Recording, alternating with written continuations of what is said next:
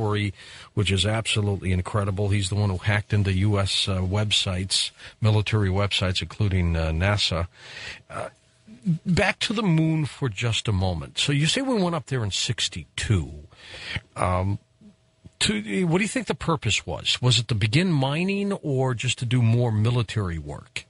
Well, we have a laser weapon on the moon. We have a lot of stuff up there. I don't know all that's up there, but the mining is the big thing. And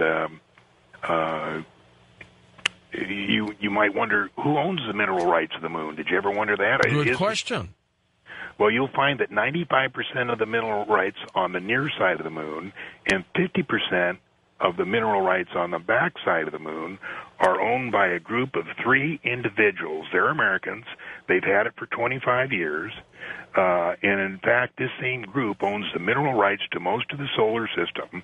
And you can check this out in the website or Google Universal Mineral Leases Registry, and you'll find their names.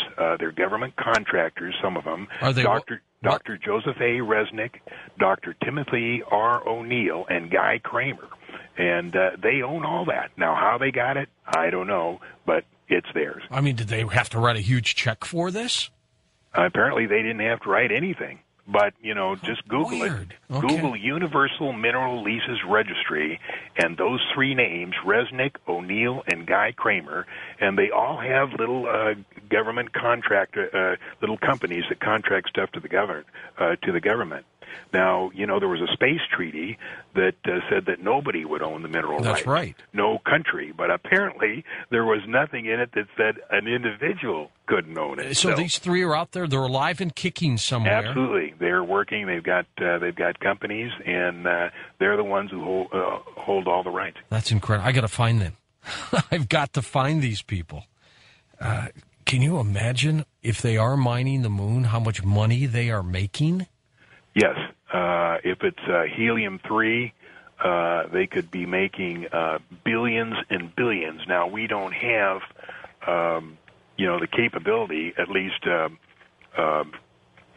that we know of, to use helium-3. As a matter of fact, I was talking to Bob Lazar this evening, and he sent me an email. I said, can we use helium-3 right now? He says, no, it's kind of the future fuel. Once we get fusion reactors working, and on an efficient basis, helium-3 would be a useful fuel.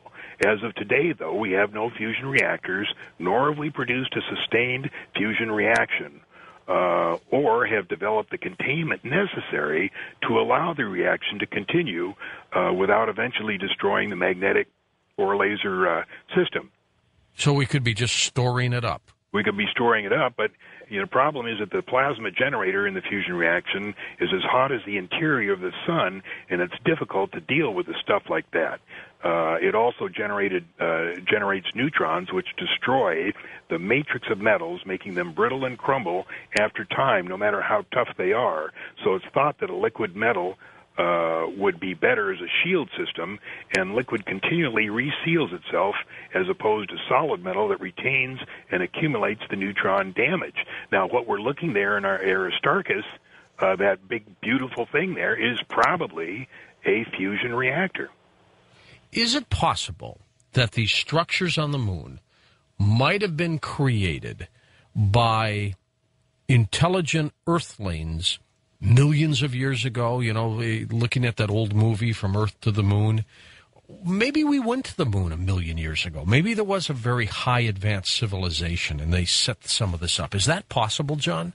That's possible. We're told that that the Earth is the only habitable planet in the solar system, and it's not. All of them are habitable. All of them have people similar to us: Venus, Mars, Jupiter,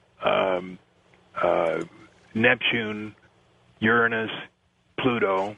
They're all habitable things, and NASA calls them giant gas bags. But the only giant gas bag I know in our solar system is spelled NASA.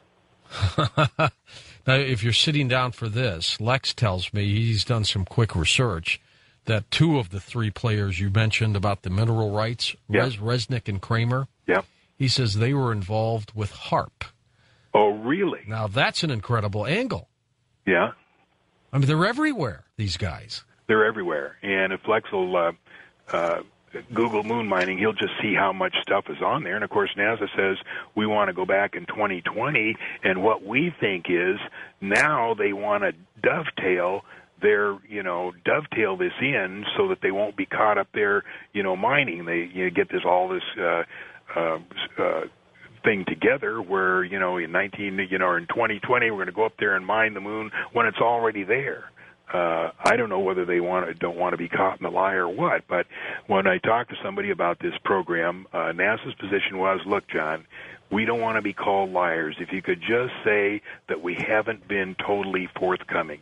He said they were on a couple of years ago with Art. We're going to check that and see what they had to say. Oh, really? Yeah, that could be an interesting Excellent. Angle. Maybe they were just talking about HAARP. I don't think they were talking about their mineral rights on the Well, they've had these mineral rights for 25 years. So old Gary McKinnon decides to hack into some government websites and computers and realizes that he's looking for information about UFOs and extraterrestrials, and this guy could get 80 years. I guess he's got to be punished for something. He did break into our computer system, but I'm not sure 80 years is fair. But what do you think this guy was really hacking into? He was just seeing what he could find, and what he found was a list of the Secret Astronaut Corps. The Secret Astronaut Corps was formed at the same time that the Public Astronaut Corps was formed. But the Secret Astronaut Corps were the ones that were going to the moon in 1962, and here we were just making suborbital flights and then finally an orbital flight. So they had to shut him down very quickly. Absolutely, because he has the goods there, and he's getting 80 years for what essentially I'm telling you. NASA issued a report just a few months ago that said that JPL may be withholding and might have withheld information from us, from the public, and they've called for an investigation. I found that to be an interesting story. I love it.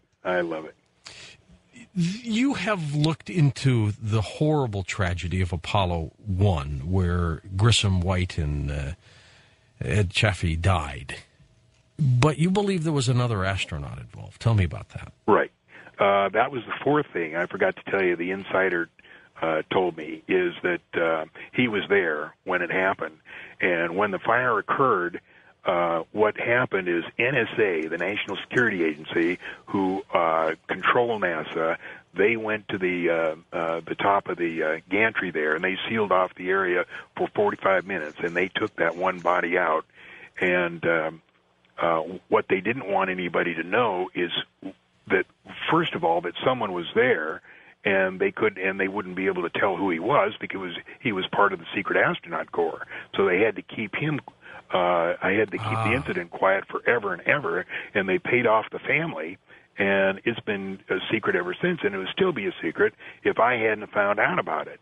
So I started researching it, and, I got, one of my NASA insiders after, some liquid persuasion, and I got the name of the guy. So if anybody comes to me and says, I think I don't know who that was, say, what's his name? And then I'll know whether he knows or not who the guy was. Now, as you know, at the Bay Area Conference, when I gave my lecture, we had a question and answer period, and one of the relatives of one of the astronauts that burned in the fire got up and said, the story is true. We all knew there was a fourth astronaut killed in that fire. And people say, well, I've seen Apollo, there's no room. Oh, yes, there is. There's plenty of room down there.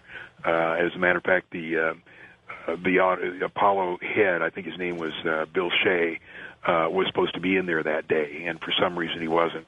But there's plenty of room down there not plenty of room, but there's room for a fourth guy to help through all those countdowns and some of the problems that happened. Do you think the initial plans for the Apollos might have been to have 4 astronauts go all the time? No.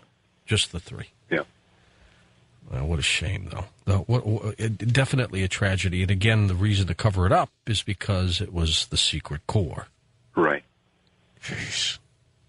I mean, John, how much of this has been going on, and for how long? I mean, it seems like there's every area of government where there's